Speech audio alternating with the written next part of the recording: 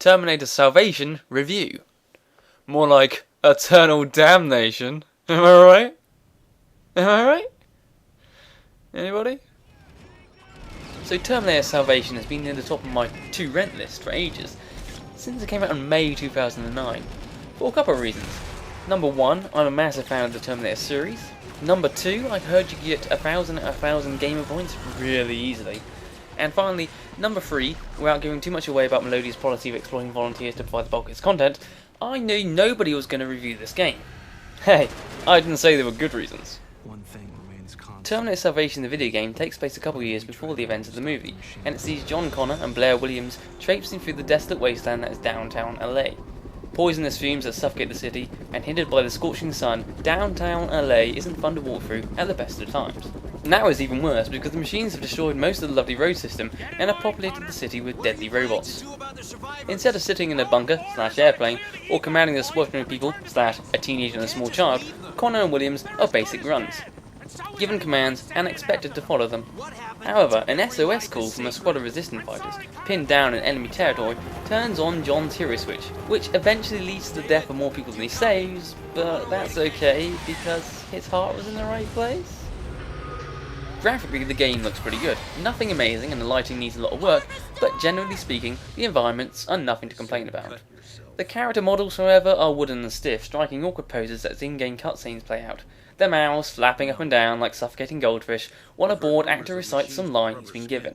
The dialogue tracks often get lost in the sporadic editing of the game as well, starting just before a loading screen and then randomly popping up on the other side, or shouting out lines that have no bearing on what's going on in the game.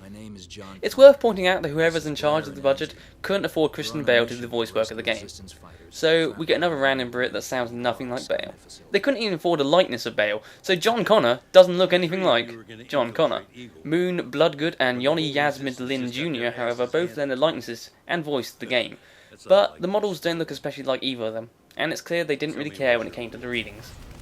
Gameplay-wise, it's basically a poor Gears of War clone.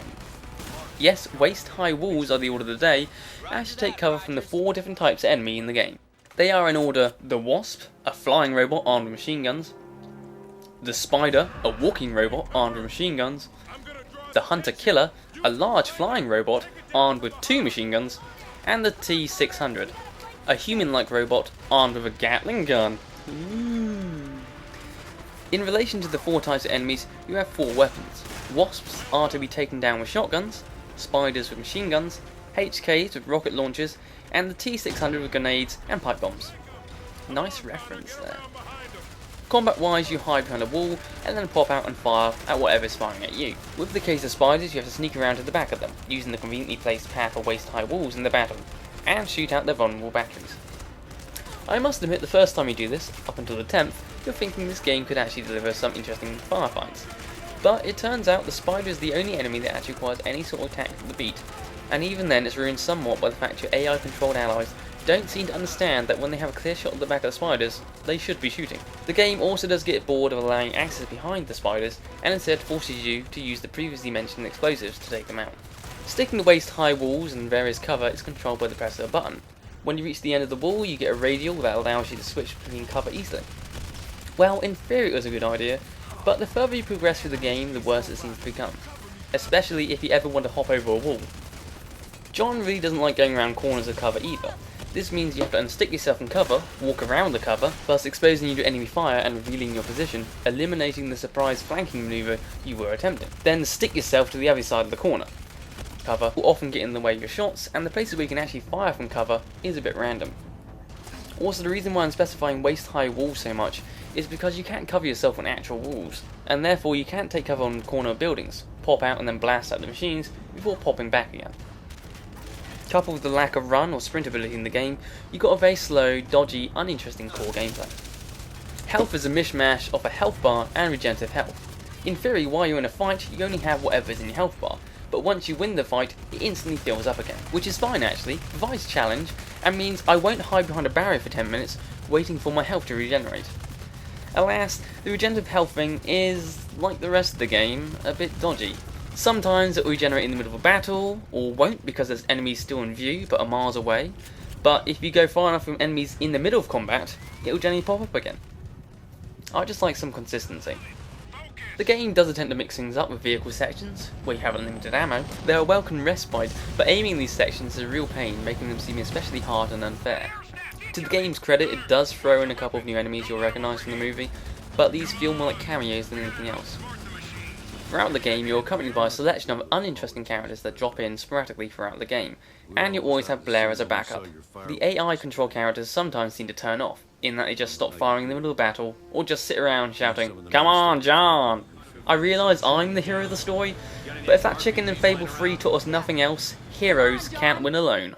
Thankfully, the AI control characters don't need to be babysat, as they're generally invulnerable, which I wholeheartedly approve of. There is no multiplayer, but there is a local co-op mode where you and a friend on your couch can play through the game together. You can't connect online, so you have to make do with persuading people to choose this game over better titles in real life.